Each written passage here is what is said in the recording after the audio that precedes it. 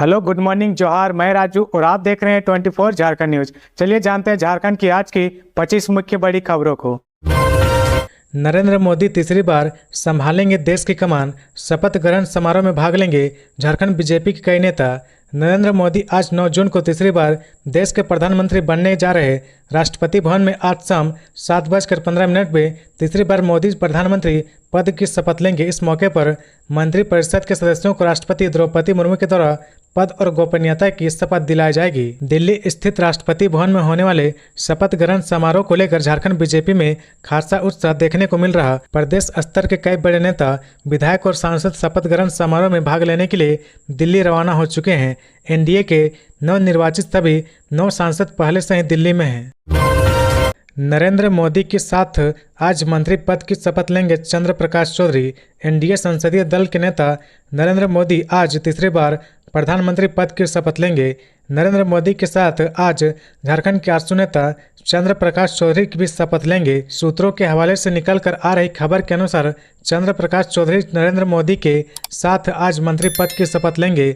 गौरतलब है कि चंद्र प्रकाश चौधरी ने दूसरी बार गिरिडीह लोकसभा सीट से जीत हासिल की है। उन्होंने जेएमएम के मथुरा प्रसाद महतो को 80,000 से अधिक वोटों के अंतर से हराया है। बता दें कि नरेंद्र मोदी के साथ आज एनडीए के 14 सहयोगी दलों के 18 सांसद मंत्री पद की शपथ ले सकते हैं। कोडरमा से सांसद अन्नपूर्णा देवी का नाम भी चर्चा में है। राजनीतिक जानकारों का मानना है कि इसकी 2 बड़ी वजह है। पहली यह कि पिछले कार्यकाल में उन्हें राज्य मंत्री का दर्जा मिला था। उनके प्रदर्शन से मोदी सरकार खुश है और उन्हें प्रमोट कर सकती है और कैबिनेट में जगह मिल सकती है। इसकी दूसरी बड़ी वजह यह है कि केंद्रीय कैबिनेट में महिलाओं की उपस्थिति अनिवार्य है। इस अनिवार्यता को भी अन्नपूर्णा देवी पूरा कर रही है। वहीं इस रेस में गोडर से चौथी बार जीतकर आने वाले निशिकांत दुबे के नाम भी चर्चा में है। निशिकांत तेज तर्रार नेता हैं, केंद्र में कई अहम मुद्दों को उठाते हैं और सुर्खियों में बने रहते हैं, इसलिए निशिकांत एक प्रबल दावेदार माने जा रहे हैं। गौरतलब है कि नरेंद्र मोदी रविवार 9 जून को तीसरी बार भारत के प्रधानमंत्री के रूप में शपथ लेंगे। शाम 7:15 पर नरेंद्र मोदी पीएम पद की शपथ लेंगे। इस शपथ ग्रहण में पड़ोसी देशों के नेताओं को भी विशिष्ट अतिथि के रूप में आमंत्रित किया गया है। इसके साथ ही वंदे भारत चलाने वाले 10 ड्राइवर को भी आमंत्रित किया गया है। जमीन घोटाला मामले में ईडी ने तेज की कार्रवाई। झामुमो नेता समेत 10 लोगों के खिलाफ दाखिल की चार्जशीट। जमीन घोटाले मामले की जांच कर रहे ईडी ने झामुमो नेता अंतु तिर्की समेत 10 लोगों के खिलाफ पीएमएलए कोर्ट में चार्जशीट दाखिल कर दिया है, जहां ईडी ने अदालत को बताया कि सभी आरोपियों ने मिली भगत करके प्रतिबंधित जमीन को अपने कब्जे में किया है। इसके लिए जमीन की मूल दस्तावेज से हेराफेरी की गई है। इसके बदले में भारी मात्रा में रुपए को लेन देन किया गया है। ईडी ने रांची के सदर थाने में जून 2023 को दर्ज प्राथमिकी के आधार पर अपने यहां दर्ज ईसीआईआर में यह चार्जशीट की है। ईडी ने रांची के सदर थाने में जून 2023 को दर्ज प्राथमिकी के आधार पर अपने यहां दर्ज ईसीआईआर में यह चार्जशीट की है। इसी ईसीआईआर के आधार पर इस मामले की जांच की गई, जिसके बाद झारखंड के पूर्व मुख्यमंत्री हेमंत सोरेन, राजस्व उप निरीक्षक भानु प्रताप प्रसाद को गिरफ्तार कर लिया गया है। ईडी ने चार्जशीट में इन बातों का भी उल्लेख किया कि 13 अप्रैल 2023 को आरोपी सद्दाम हुसैन के ठिकानों से 1940 का डीड बरामद हुआ था। यह डीड 6.34 एकड़ जमीन के लिए तैयार हुआ था। यह जमीन हेमंत के कब्जे वाली 8.86 एकड़ जमीन का हिस्सा है। जांच में यह भी पाया गया कि यह जमीन भूहारी प्रकृति की है, जिसकी खरीद बिक्री नहीं हो सकती है। इसके बावजूद उस पर अवैध रूप से कब्जा कर बेच दिया गया। गौरतलब है कि ईडी ने 16 अप्रैल को झामुमो नेता अंतु तिर्की, प्रियरंजन साय और इरशाद के ठिकानों पर छापा मारा था, जहां से उन्हें जमीन की खरीद बिक्री से जुड़े कई दस्तावेज मिले। इसके पूछताछ के लिए उन्हें ईडी कार्यालय ले जाया गया, जहां पूछताछ के बाद सभी को गिरफ्तार कर लिया गया। मुख्यमंत्री ने टैक्स वसूली के कार्य में तेजी लाने का अधिकारियों को दिया निर्देश। सीएम चंपा सोरेन ने वाणिज्य कर विभाग को चालू वित्तीय वर्ष की पहली तिमाही में टैक्स वसूली के निर्धारित 6,000 करोड़ रुपए के लक्ष्य को हासिल करने के लिए सख्त निर्देश दिया है। उन्होंने कहा कि टैक्स रिकवरी कार्य में तेजी लाई जाए। सीएम शनिवार को वाणिज्य कर विभाग द्वारा राजस्व संग्रहण की समीक्षा कर रहे थे। इस मौके पर वाणिज्य कर विभाग की ओर से बताया गया कि चालू वित्तीय वर्ष की पहली तिमाही में 6,000 करोड़ रुपए के लक्ष्य की तुलना में 3500 करोड़ रुपए टैक्स की वसूली की जा चुकी है। इसके साथ ही टैक्स वसूली के कार्य में तेजी लाई जा रही। बता दें कि वित्तीय वर्ष 2024-25 में 26,000 करोड़ रुपए की राजस्व प्राप्ति का लक्ष्य वाणिज्य कर विभाग ने रखा है। सीएम ने सेल टैक्स विभाग से कहा कि उड़ीसा, बिहार, छत्तीसगढ़ और बंगाल जैसे राज्यों के संदर्भ में जीएसटी से संबंधित तुलनात्मक रिपोर्ट तैयार करे। इस मौके पर सेल टैक्स विभाग की ओर से बताया गया कि जीएसटी कंपनसेशन के रूप में भारत सरकार के द्वारा वित्तीय वर्ष 2021-22 में 165 करोड़ रुपए की राशि उपलब्ध कराई गई, लेकिन अब तक देय राशि का भुगतान नहीं हुआ है। वाणिज्य कर सचिव ने सीएम को इस बात से अवगत कराया कि विभाग के द्वारा वन टाइम सेटलमेंट स्कीम के माध्यम से राजस्व बढ़ाने की दिशा में प्रयास किया जा रहा है। उन्होंने मुख्यमंत्री से वाणिज्य कर विभाग में एडिशनल कमिश्नर और ज्वाइंट कमिश्नर से रिक्त पदों को भरने की दिशा में आवश्यक निर्देश देने का आग्रह किया है। खबरों में आगे बढ़ने से पहले अगर अभी तक आपने इस चैनल को सब्सक्राइब नहीं किया तो प्लीज सब्सक्राइब कर ले, जिससे झारखंड की हर छोटी सी बड़ी खबर की अपडेट आप तक पहुंचता रहे। रांची पुलिस को मिली बड़ी सफलता, कंटेनर में मजदूर को जिंदा जलाने वाले 5 अपराधी गिरफ्तार।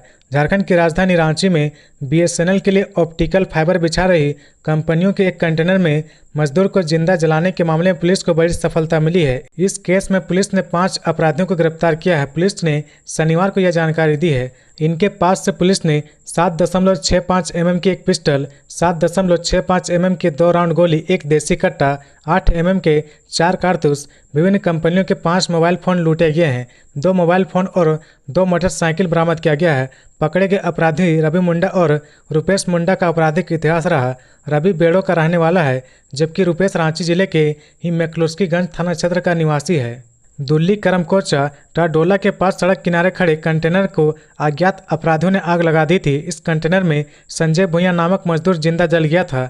इस संदर्भ में सिंह इंफ्रास्ट्रक्चर प्राइवेट लिमिटेड के चालक अखिलेश ठाकुर की लिखित शिकायत पर मैक्लुस्कीगंज थाने में प्राथमिकी दर्ज कराई गई थी। रांची के एसपी के निर्देश पर मामले की जांच के लिए एक टीम का गठन किया गया। इसमें खलारी के पुलिस अधीक्षक के अलावा खलारी के थाना प्रभारी, मैक्लुस्कीगंज के थाना प्रभारी और अन्य पुलिसकर्मियों को शामिल किया गया। टीम बनाने के बाद जांच शुरू कर दी गई। पुलिस ने बताया कि शिकायत करने वाले के पास धमकी का एक ऑडियो कॉल आया था।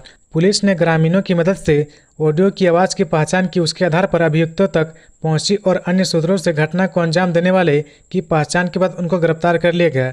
पुलिस ने बताया कि इन लोगों की गिरफ्तारी के लिए मैक्लुस्कीगंज थाना क्षेत्र एवं आसपास के इलाकों में लगातार छापेमारी की जा रही थी। इसी दौरान शुक्रवार को पुलिस को गुप्त सूचना मिली कि दुल्ली गांव के पास स्थित जंगल के पास 3 अपराधी रवि मुंडा उर्फ प्रभात जी, रुपेश पान उर्फ रुपेश मुंडा एवं महेश उरांव मौजूद है। सूचना के आधार पर पुलिस ने इन तीनों को हिरासत में ले लिया है। इन लोगों से सघन पूछताछ की गई तो सभी ने अपराध स्वीकार कर लिया। कंटेनर को जलाने की बात भी स्वीकार की है। बाबूलाल मरांडी ने कहा, सीएम चंपई सोरेन ने मार्च में दिया था नियुक्ति पत्र, 3 महीने बाद भी नहीं हुई पोस्टिंग। बीजेपी प्रदेश अध्यक्ष बाबूलाल मरांडी ने शनिवार को सरकार को घेरते हुए कहा कि सीएम चंपई सोरेन ने मार्च में नगर विकास विभाग में नौकरी के लिए नियुक्ति पत्र दिया था, लेकिन अभ्यर्थियों की पोस्टिंग आज तक नहीं हो पाई है, जबकि नियुक्ति पत्र मिले 3 महीने बीत चुके हैं। नगर विकास विभाग में नियुक्ति के लिए अभ्यर्थियों ने अपनी कड़ी मेहनत से परीक्षा उत्तीर्ण की। बाबूलाल मरांडी ने कहा, मुख्यमंत्री चंपई सोरेन ने मार्च में नियुक्ति पत्र देते समय अपना पोस्टर थमाकर खूब वाहवाही भी बटोरी। अभ्यर्थियों को नियुक्ति पत्र मिले 3 महीने से ज़्यादा बीत चुके हैं, लेकिन उन्हें अब तक पदस्थापना नहीं मिली है। बाबूलाल मरांडी ने आगे कहा, एक तो राज्य में नियुक्ति का विज्ञापन नहीं आता, अगर विज्ञापन आए तो परीक्षा नहीं होती, परीक्षा किसी तरह हुई तो नियुक्ति नहीं होती, और अब नियुक्ति हुई तो पदस्थापना नहीं मिल रही है। मरांडी ने कहा, आखिरकार युवा किस हद तक संघर्ष करेंगे। युवाओं की इस अनदेखी को बीजेपी कभी बर्दाश्त नहीं करेगी। उन्होंने कहा कि इसके लिए रणनीति बनाकर सरकार के खिलाफ आवाज़ उठाने की जरूरत है। बीजेपी प्रदेश अध्यक्ष ने कहा कि बीते 4 साल झारखंड की जनता विशेषकर युवाओं के लिए भारी रहे हैं। झारखंड के युवा नौकरी की आस में टकटकी लगाए बैठे रहे, लेकिन हेमंत सोरेन ने स्थानीय युवाओं को नियोजन नीति, 60-40 बाहरी भीतरी और पेपर लीक जैसे मुद्दों में उलझाकर नौकरियों की सौदेबाजी करने का प्रयास किया। हेमंत के जेल जाने के बाद जनता को आस थी कि चंपई सोरेन नियुक्ति प्रक्रिया में पारदर्शिता लाएंगे, भ्रष्टाचार को रोकेंगे, अपराधियों पर लगाम कसेंगे, लेकिन हुआ इसके ठीक विपरीत। कल्पना सोरेन को मिलने जा रही बड़ी जिम्मेदारी, मंत्री पद के साथ संगठन में बन सकती है महासचिव। झारखंड मुक्ति मोर्चा के स्टार प्रचारक के रूप में उभरी कल्पना मुर्मू सोरेन को बड़ी जिम्मेदारी मिल सकती है। सियासी गलियारों में इस बात की चर्चा होनी शुरू हो गई है। कल्पना मुर्मू सोरेन को चंपई सोरेन कैबिनेट में जगह मिल सकती है। हो ना हो कल्पना को मंत्री भी बनाया जा सकता है। ऐसा इसलिए भी क्योंकि लोकसभा चुनाव के दौरान कल्पना मुर्मू सोरेन ने पार्टी को संकट से उभारा। अपनी प्रभावशाली आवाज से वह लोगों तक झारखंड मुक्ति मोर्चा की बात पहुंचाने में सफल रही। चर्चा तो यह भी है कि न सिर्फ कल्पना को मंत्री पद मिलेगा बल्कि उनको झामुमो संगठन में भी बड़ी जिम्मेदारी मिल सकती है। सूत्रों की माने तो जल्द ही उन्हें झारखंड मुक्ति मोर्चा का केंद्रीय उपाध्यक्ष या केंद्रीय महासचिव की जिम्मेदारी दी जा सकती है। ऐसा इसलिए भी क्योंकि जिस तरह से कल्पना ने लोकसभा चुनाव के दौरान स्टार प्रचारक के रूप में अपनी भूमिका बखूबी निभाई है, माना जा रहा है कि आगामी विधानसभा चुनाव में भी वह अपनी जिम्मेदारी निभाएंगी। पूर्व सीएम हेमंत सोरेन की पत्नी सह जेएमएम विधायक कल्पना मुर्मू सोरेन ने देश और राज्य की राजनीति में तेजी से अपनी पहचान बनाई है। आज की तारीख में उनकी गिनती इंडिया ब्लॉक के बड़े नेताओं में होती है। झामुमो के केंद्रीय अध्यक्ष शिबू सोरेन के बीमार होने और कार्यकारी अध्यक्ष हेमंत सोरेन के जेल चले जाने के बाद कल्पना सोरेन सक्रिय राजनीति में आई। कल्पना सोरेन दिल्ली, मुंबई और रांची में महारैली में शामिल होकर देश के सामने यह मैसेज देने में सफल रही कि नरेंद्र मोदी की सरकार ने साजिश रचकर उनके पति को जेल भेजा है। लोकसभा चुनाव के दौरान कल्पना सोरेन ने इंडिया गठबंधन और झामुमो की ओर से सबसे बड़े स्टार प्रचारक के रूप में 150 से ज़्यादा चुनावी सभाएं की। अपने लिए गांडे में वोट मांगी तो सहयोगी दल कांग्रेस, राजद और झामुमो के अन्य उम्मीदवारों के लिए भी चुनावी सभाएं की। झारखंड सिविल कोर्ट में स्टेनोग्राफर का स्किल टेस्ट 18 जून से प्रवेश पत्र जारी, ऐसे करें डाउनलोड। झारखंड के सिविल कोर्ट व जुडिशियल एकेडमी में अंग्रेजी स्टेनोग्राफर की नियुक्ति होनी है। इसके लिए झारखंड हाईकोर्ट की ओर से नियुक्ति प्रक्रिया शुरू की गई है। उक्त पद के लिए आवेदन करने वाले अभ्यर्थियों का स्किल टेस्ट 18 जून से शुरू होगा, जो कि 22 जून तक चलेगा। इस संबंध में रजिस्ट्रार जनरल की ओर से जारी सूचना में कहा गया कि अंग्रेजी स्टेनोग्राफी स्किल टेस्ट में शामिल होने के लिए अभ्यर्थी का प्रवेश पत्र हाईकोर्ट के आधिकारिक वेबसाइट से डाउनलोड किया जा सकेगा। जिन लोगों ने इस पद के लिए आवेदन किया है वे हाईकोर्ट की आधिकारिक वेबसाइट झारखंड-हाईकोर्ट.nic.in पर जाकर प्रवेश पत्र डाउनलोड कर सकते हैं। वहां पर जाने के बाद आपको वेबसाइट के सबसे ऊपर व्हाट्स न्यू का सेक्शन दिखाई देगा। उसके ठीक बगल में आपको प्रवेश पत्र डाउनलोड करने का ऑप्शन दिखाई देगा, जहां क्लिक करने के बाद आपको लॉगिन का विकल्प मिलेगा। इसके बाद आपको एप्लीकेशन नंबर और पासवर्ड भरने का ऑप्शन मिलेगा, जहां आप अपनी जानकारी भरने के बाद अपना प्रवेश पत्र डाउनलोड कर सकेंगे। बता दें कि सिविल कोर्ट व जुडिशियल एकेडमी में स्टेनोग्राफर के कुल 399 पद पर नियुक्ति होनी है। इसके लिए उम्मीदवारों का मान्यता प्राप्त विश्वविद्यालय संस्थान से स्नातक उत्तीर्ण होना आवश्यक है। साथ ही स्टेनोग्राफी स्पीड 80 वर्ड प्रति मिनट एवं 40 शब्द प्रति मिनट अंग्रेजी में टाइपिंग होनी चाहिए। इस परीक्षा में न्यूनतम आयु 21 वर्ष एवं अधिकतम आयु 35 वर्ष तक के अभ्यर्थी शामिल हो सकेंगे। हालांकि आरक्षित श्रेणी के आने वाले उम्मीदवारों को नियमानुसार छूट दी जाएगी। सभी प्रकार की जानकारी के लिए अभ्यर्थी एक बार ऑफिशियल नोटिफिकेशन का अवलोकन अवश्य कर ले। कुडू में पिता का श्राद्ध करने गया पुत्र तालाब में डूबा, गांव में पसरा मातम। लोहरदगा जिले में शनिवार को पिता का श्राद्ध करने गए पुत्र की तालाब में डूबने से मौत हो गई। इस घटना के बाद से गांव में मातम पसरा है। घटना जिले के कुडू थाना क्षेत्र के ओपा गांव की है। गांव के नावा पोखरा तालाब में युवक के डूबने की सूचना मिलने के बाद पुलिस पहुंची और जांच में जुट गई है। शव का पोस्टमार्टम कराने के बाद परिजनों को सौंप दिया गया। शनिवार को ओपा में उसका अंतिम संस्कार कर दिया गया। बताया जाता है कि लोहरदगा जिले के कुडू थाना क्षेत्र अंतर्गत ओपा गांव निवासी परमेश्वर साहू की 31 मई की मौत हो गई थी। शनिवार को श्राद्ध क्रम के 9वें दिन उसका पुत्र सूरज साहू श्राद्ध क्रम करने के लिए अपनी पत्नी प्रभा देवी के साथ गांव के नवा कोखर तालाब में गया था। तालाब के किनारे बंधे हुए कुश में पानी तथा दतवन देने के बाद वह नहाने के लिए तालाब में उतरा था। तालाब में स्नान करने के दौरान अचानक सूरज साहू गहरे पानी में चला गया और डूबने से उसकी मौत हो गई। सूरज के गहरे पानी में जाने के बाद तालाब के बाहर बैठी पत्नी प्रभा देवी ने शोर मचाया। उसके शोर को किसी ने नहीं सुना। जब कोई मदद के लिए नहीं आया तो उसने गांव में फ़ोन किया और परिजनों को बताया कि नहाने के लिए तालाब में उतरा सूरज अब तक बाहर नहीं आया है। इसके बाद गांव के लोग वहां पहुंचे तथा तालाब में से सूरज को निकाला। सूरज को लेकर लोग तत्काल लोहरदगा सदर अस्पताल पहुंचे। यहां ड्यूटी पर तैनात चिकित्सकों ने सूरज का परीक्षण करने के बाद उसे मृत घोषित कर दिया। घटना के बाद से परिजनों का रो रो कर बुरा हाल है। शव का पोस्टमार्टम के बाद परिजनों को सौंप दिया गया। सूरज का शव गांव पहुंचने के बाद से गांव का माहौल गमगीन हो गया है। परिजनों का रो रो कर बुरा हाल है। परिजन तथा गांव वाले सूरज के शव को लेकर ओपा गांव पहुंचे तथा दोपहर बाद अंतिम संस्कार कर दिया। पुलिस मामले की जांच कर रही है। विधानसभा को जवाब देने में टाल मटोल कर रहे जयप्रकाश पटेल अब स्पीकर से फिर मांग लिया 6 सप्ताह का समय। भाजपा से मांडू विधायक जयप्रकाश भाई पटेल इस्तीफा नहीं देंगे। हजारीबाग से कांग्रेस के टिकट पर चुनाव लड़ने वाले जेपी पटेल भाजपा फोल्डर के ही 7 विधानसभा में रहेंगे। जयप्रकाश भाई पटेल के खिलाफ नेता प्रतिपक्ष अमर कुमार बावरी ने दल बल की शिकायत स्पीकर रविंद्रनाथ महतो से की थी। इस मामले को स्पीकर ने न्यायाधिकरण ने संज्ञान लिया था। दोनों ही पक्षों को जवाब देने के लिए कहा गया था। विधायक जयप्रकाश भाई पटेल और प्रतिपक्ष के नेता 6 जून तक स्पीकर को अपना अपना पक्ष भेजने को कहा गया था। इस मामले में दल बल के आरोप में घिरे जेपी पटेल टाल मटोल कर रहे हैं। स्पीकर द्वारा नोटिस किए जाने के बाद उनका जवाब नहीं आया। एक बार फिर जयप्रकाश भाई पटेल ने 6 सप्ताह का समय मांग लिया है। अब स्पीकर रविंद्रनाथ महतो पर निर्भर करता है कि वह कितना समय देंगे। जामो से झामू विधायक सीता सोरेन ने मेल के जरिए इस्तीफा दिया था। विधानसभा ने उनको इस्तीफा को स्वीकार नहीं किया। विधानसभा की ओर से कहा गया कि इस्तीफे की मूल कॉपी भेजे।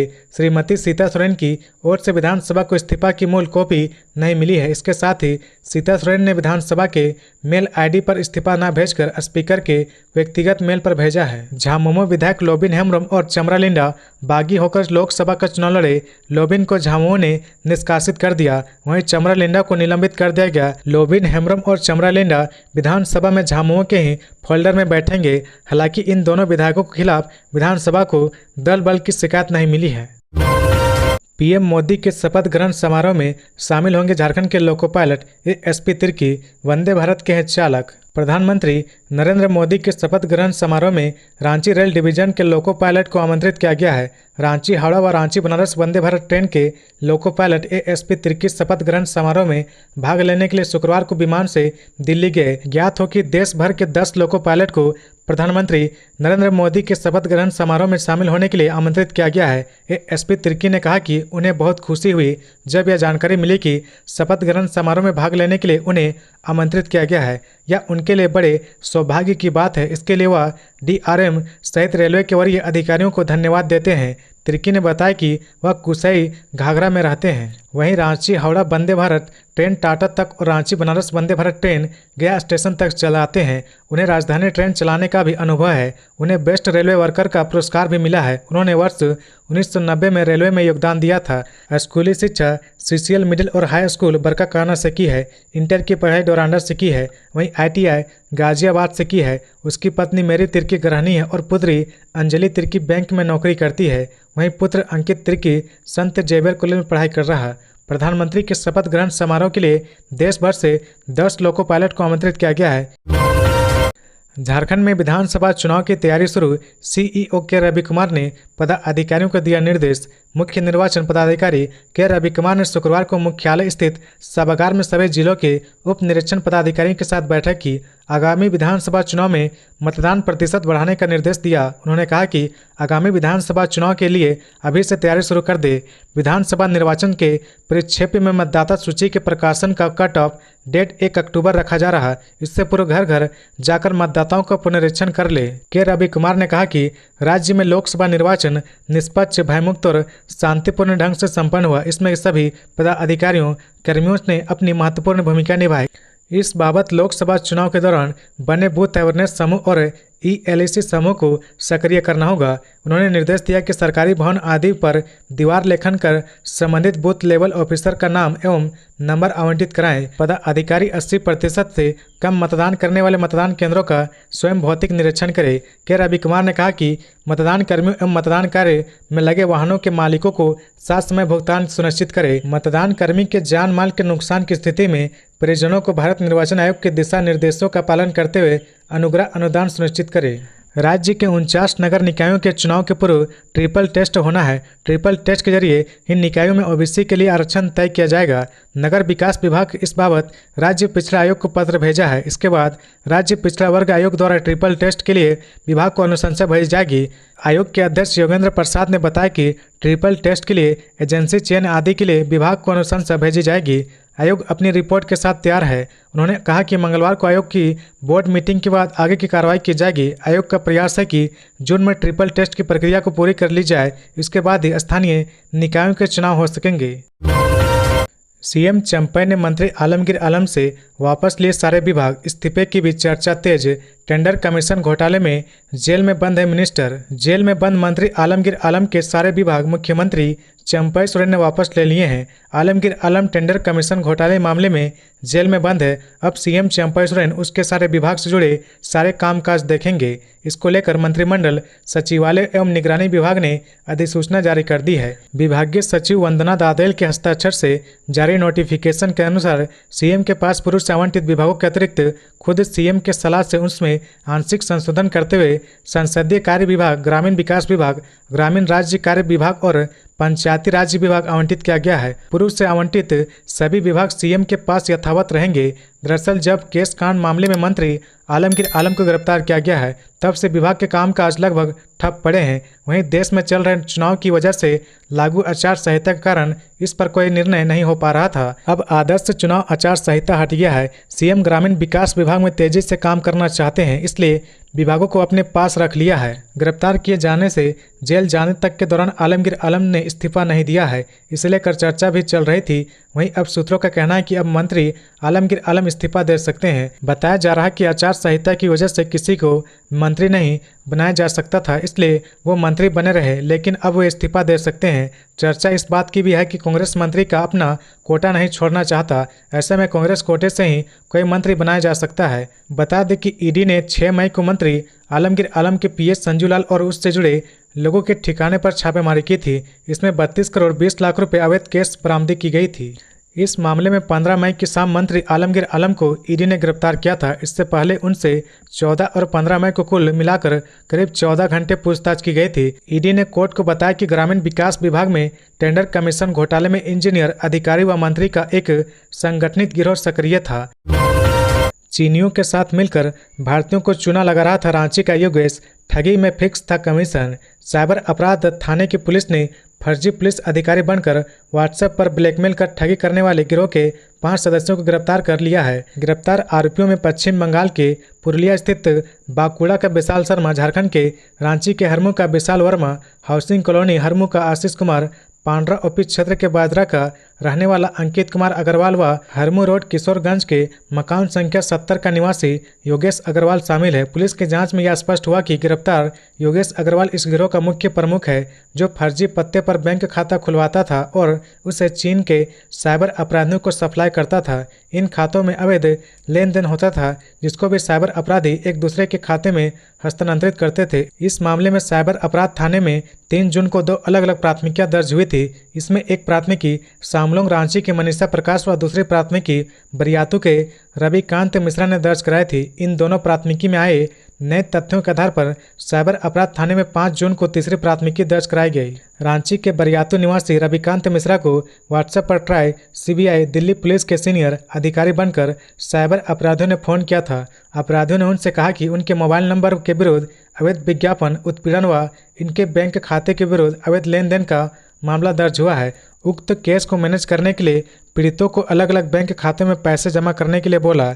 ऐसा नहीं करने पर इनके पूरे परिवार को 90 दिनों के भीतर गिरफ्तार करने की धमकी दी गई। इसके बाद 12 दिनों में शिकायतकर्ता से साइबर अपराधियों ने अलग अलग खाते में 26,97,000 रुपये जमा करवा लिया। साइबर अपराधियों ने दूसरे शिकायतकर्ता रांची के सामलोंग की रहने वाले गृहिणी मनीषा प्रकाश को 26,90,000 का चूना लगाया। अपराधियों ने पीड़िता को इंस्टाग्राम पर निवेश पर ऑफर दिया। आचार संहिता समाप्त होते ही विभागीय कामकाज की समीक्षा में जुटे मुख्यमंत्री। आचार संहिता समाप्त होते ही मुख्यमंत्री चंपई सोरेन विभागीय कामकाज की समीक्षा में जुट गए हैं। चंपई सोरेन ने शुक्रवार को वाणिज्य कर विभाग सहित कई विभागों की बैठक की। इस बैठक का आयोजन प्रोजेक्ट भवन सभागार में की गई। इस दौरान मुख्यमंत्री ने अधिकारियों को वित्तीय वर्ष 2024-25 की पहली तिमाही में 6,000 करोड़ रुपए के निर्धारित राजस्व संग्रहण का लक्ष्य हासिल करने का निर्देश दिया है। बैठक के दौरान विभाग के द्वारा पहली तिमाही में अब तक 3,500 करोड़ रुपए टैक्स की वसूली की जानकारी दी गई है, जिस पर मुख्यमंत्री ने विभागीय अधिकारियों को कर संग्रह में तेजी लाने का निर्देश देते हुए उड़ीसा, बिहार, छत्तीसगढ़ और बंगाल जैसे राज्यों के संदर्भ में जीएसटी से संबंधित आकलन प्राप्त करने का निर्देश दिया है। वाणिज्य कर सचिव ने बैठक के दौरान बताया कि विभाग के द्वारा वन टाइम सेटलमेंट स्कीम के माध्यम से राजस्व बढ़ाने की दिशा में प्रयास किया जा रहा है। इसके अलावा उन्होंने मुख्यमंत्री से वाणिज्य कर विभाग में एडिशनल कमिश्नर और ज्वाइंट कमिश्नर से रिक्त पदों को भरने की दिशा में आवश्यक निर्देश देने का आग्रह किया। उन्होंने बताया कि 2021-22 में जीएसटी कंपनसेशन के रूप में भारत सरकार के द्वारा 165 करोड़ रुपए की राशि उपलब्ध कराई गई, लेकिन इसका भुगतान अब तक नहीं हो पाया है। इसके अलावा मुख्यमंत्री के द्वारा Jharkhand police housing corporation limited के भवन निर्माण से जुड़ी योजनाओं की भी समीक्षा की गई। इस दौरान गोड्डा, जामताड़ा और पाकुड़ में नए पुलिस लाइन का उद्घाटन जल्द से जल्द कराने का निर्णय लिया गया। मुख्यमंत्री ने थाना परिसर में जहां वृक्षारोपण करने का निर्देश दिया, वहीं स्वीकृत सभी थाना भवनों का निर्माण जल्द से जल्द करने का निर्देश दिया। बैठक में झारखंड कॉरपोरेशन लिमिटेड के अध्यक्ष सह प्रबंध निदेशक प्रशांत सिंह नरेंद्र मोदी की लगातार तीसरी बार सरकार बनने पर झारखंड के सभी मंडलों में 9 जून को मनेगा उत्साह। नरेंद्र मोदी के नेतृत्व में लगातार तीसरी बार केंद्र में सरकार बनने जा रहा झारखंड प्रदेश भारतीय जनता पार्टी भाजपा इससे उत्सव के रूप में मनाने जा रही प्रदेश भाजपा अध्यक्ष बाबूलाल मरांडी ने इसका ऐलान किया है। झारखंड के प्रथम मुख्यमंत्री और वर्तमान में झारखंड प्रदेश भाजपा अध्यक्ष बाबूलाल मरांडी ने शनिवार को कहा कि नरेंद्र मोदी के नेतृत्व में तीसरी बार एनडीए की सरकार बन रही है। इस अवसर पर झारखंड इसका उत्सव मनाएगा। कहा कि विश्व के सर्वाधिक लोकप्रिय नेता नरेंद्र मोदी के नेतृत्व में तीसरी बार एनडीए सरकार के शपथ ग्रहण की तैयारी अंतिम चरण में है। बाबूलाल मरांडी ने कहा, पूरे देश से नवनिर्वाचित सांसद दिल्ली पहुंच गए हैं। सभी प्रदेशों से पार्टी के प्रदेश पदाधिकारी, मोर्चा के प्रदेश अध्यक्ष, जिला अध्यक्ष, प्रभारी, लोकसभा और विधानसभा क्षेत्र के संयोजक एवं प्रभारी सहित हजारों कार्यकर्ता 9 जून को तीसरी बार पीएम नरेंद्र मोदी की सरकार के शपथ ग्रहण समारोह में साक्षी बनेंगे। साहेबगंज सदर अस्पताल के कैदी वार्ड से खिड़की तोड़कर 2 कैदी फरार, जांच के लिए बनी एसआईटी। साहेबगंज सदर अस्पताल स्थित कैदी वार्ड से मंडल कारा के 2 बंदी शुक्रवार रात करीब 12 बजे खिड़की तोड़कर फरार हो गए। ड्यूटी पर तैनात हवलदार सुधीर सिंह को जैसे ही जानकारी मिली, उन्होंने जिरवाबाड़ी थानेदार अनीश पांडे को सूचना दी। थानेदार घटनास्थल पर पहुंचे और मामले की छानबीन की। जानकारी के अनुसार 24 मई 2024 को मंडल कारा से समीर अंसारी पिता स्वर्गीय अमानत अंसारी को इलाज के लिए सदर अस्पताल में भर्ती कराया गया था। रिपोर्ट में जिक्र है कि उन्हें खून की उल्टियां हो रही थी, जिसका इलाज चल रहा था। 6 जून 2024 को मंडल कारा से दूसरे बंदी अमीर अंसारी को भर्ती कराया गया था। अमीर गिर गया था, उसके शरीर के कुछ हिस्सों में चोट लगी थी, उसका भी इलाज चल रहा था। शुक्रवार शाम रोज की तरह सभी बंदी अपने अपने बेड पर सोने चले गए थे। रात के करीब 12 बजे सुरक्षा में तैनात हवलदार ने देखा कि समीर और अमीर अपने बेड पर नहीं हैं। उसने देखा कि पास की खिड़की टूटी हुई है। अमीर हत्या के आरोप में वर्ष 2023 में जेल गया था। समीर पर दुष्कर्म का आरोप था, उसे 3 महीने पूर्व जेल भेजा गया था। शुक्रवार को बंदी के कुछ घर वाले उनसे मिलने के लिए साहिबगंज के सदर अस्पताल पहुंचे थे। मिली जानकारी के मुताबिक काफी देर तक उन लोगों ने बातचीत भी की। दोनों बंदी के एक साथ फरार होने पर कई सवाल उठ रहे हैं। सिद्धगोड़ा में शराब दुकान के गार्ड को बंधक बनाकर 6.14 लाख रुपए लूटे। जमशेदपुर के सिद्धगोड़ा थाना क्षेत्र में शुक्रवार की रात सफेद रंग की कार में सवार 4 युवकों ने 2 शराब दुकानों के गार्ड को बंधक बनाने के बाद दुकान का ताला तोड़कर 6 लाख रुपए लूटकर फरार हो गए। बदमाशों ने पहले बारीडी बाजार स्थित विदेशी शराब दुकान की सुरक्षा गार्ड आनंद कुमार को स्प्रे मारकर बेहोश करने के बाद दुकान को तोड़कर 3 लाख रुपए नगद निकाल लिया। बारीडी में विदेशी शराब दुकान में वारदात को अंजाम देने के बाद कार सवार बदमाश सिद्धगोड़ा स्थित कंपोजिट शराब की दुकान पहुंचे। यहां पर मौजूद सुरक्षा गार्ड को पहले स्प्रे मारकर बेहोश किया गया और फिर दुकान का ताला तोड़कर 3,13,000 रुपए निकालने के बाद बदमाश गार्ड विनोद कुमार का हाथ बांधकर बंधक बनाकर कार में सवार कर लक्ष्मी नगर ले गए। लक्ष्मी नगर ले जाने के बाद बदमाशों ने सुरक्षा गार्ड विनोद कुमार को एक पेड़ में बांध दिया। शनिवार की सुबह जानकारी मिलने पर अखबारी विभाग के अधिकारी और सिद्धगोड़ा थाने की पुलिस पहुंची। पुलिस ने दोनों दुकान की जांच की। पुलिस मामले की जांच में जुटी है। इस संबंध में दुकान के प्रभारी आशीष कुमार ने सिद्धगोड़ा थाने में लिखित शिकायत की है। शनिवार को वारदात की सूचना पर पहुंची सिद्धगोड़ा थाने की पुलिस ने घटनास्थल के आसपास लगे सीसीटीवी फुटेज को खंगाला। जानकारी के अनुसार पुलिस को सीसीटीवी कैमरा में सफेद रंग की कार की तस्वीर मिली है। पुलिस उक्त फुटेज के माध्यम से बदमाशों की तलाश में जुट गई है। तो ये थी आज की झारखंड की टॉप बड़ी खबरें। इसी तरह झारखंड की हर छोटी सी बड़ी खबर देखने के लिए आप हमारे चैनल 24 झारखंड न्यूज को सब्सक्राइब करके बेल आइकन प्रेस कर ले, जिससे झारखंड की हर छोटी सी बड़ी खबर की अपडेट आप तक पहुंचता रहे। तो आज के लिए बस इतना ही। हमें दीजिए इजाजत, फिर मिलते हैं नेक्स्ट न्यूज में।